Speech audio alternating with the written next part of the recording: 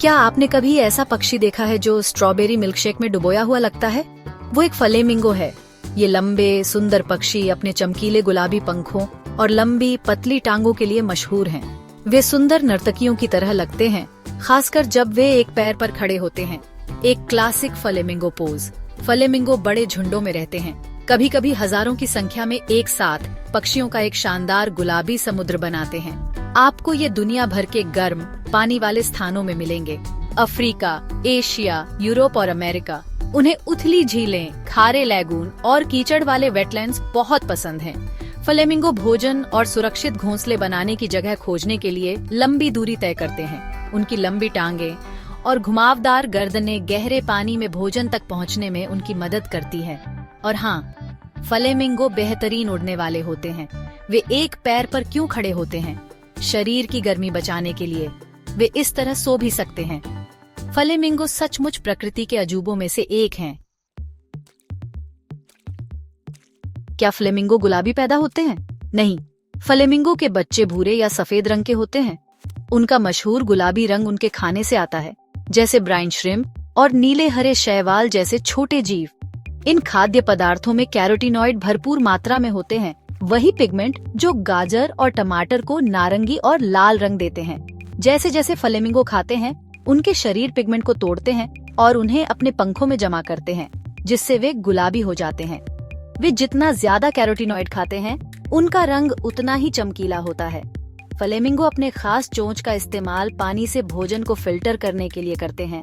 हर दिन घंटों तक इधर उधर घूमते रहते हैं।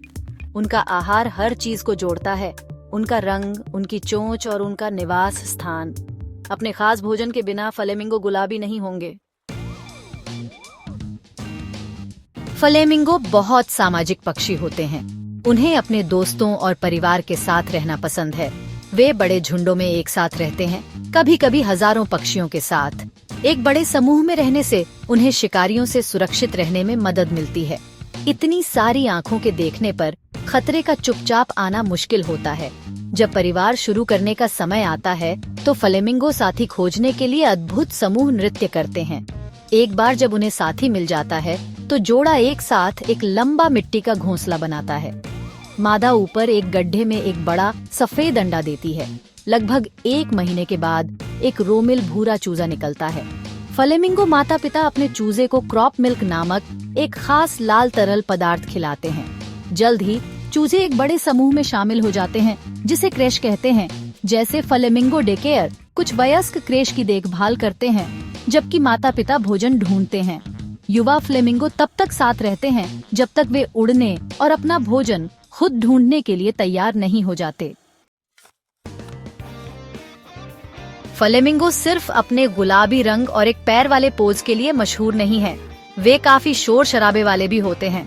एक फ्लेमिंगो झुंड एक शोरगुल वाली जगह होती है, जो हॉकिंग, ग्रांटिंग और स्क्वॉकिंग आवाजों से भरी होती है। वे इन अलग अलग आवाजों का इस्तेमाल एक दूसरे से बात करने के लिए, अपने साथियों का स्वागत करने के लिए, अपने बच्चों को बुलाने के लिए या समूह को किसी भी आने वाले खतरे के बारे में चेतावनी देने के लिए करते हैं। यह उनके बड़े समुदाय के भीतर बात करने और जुड़े रहने का उनका तरीका है। जब हजारों फ्लेमिंगो एक साथ आवाज करते हैं, तो ये एक विशाल शोरगुल वाली पार्टी की तरह लगता है, जिसे आप दूर से सुन सकते हैं।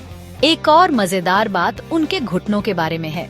बहुत से लोग सोचते हैं कि फ्लेमिंगो की टांग में जो मोड़ होता है वह उसका घुटना है, लेकिन यह असल में उसका टखना है। उनका असली घुटना टांग में बहुत ऊपर होता है, जो उनके शरीर के करीब उनके पंखों के नीचे छिपा रहता है। यह खास टांग की बनावट ही उन्हें इतनी देर तक एक पैर पर इतनी स्थिरता से खड़े रहने की अनुमति देती है बिना थके।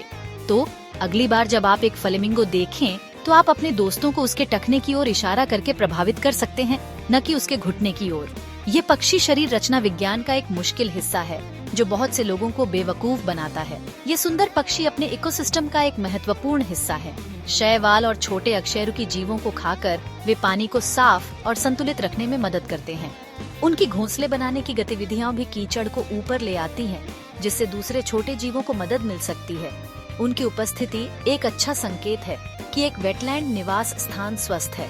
दुख की बात है कि कुछ फ्लेमिंगो निवास स्थान प्रदूषण, पानी की निकासी और मानव विकास के कारण खतरे में है। जब उनके पानी वाले घर नष्ट या प्रदूषित हो जाते हैं तो फ्लेमिंगो के लिए भोजन ढूंढना और अपने बच्चों को सुरक्षित रूप से पालना मुश्किल हो जाता है। शुक्र है, बहुत से लोग और संगठन फ्लेमिंगो और उनके घरों की रक्षा के लिए कड़ी मेहनत कर रहे हैं।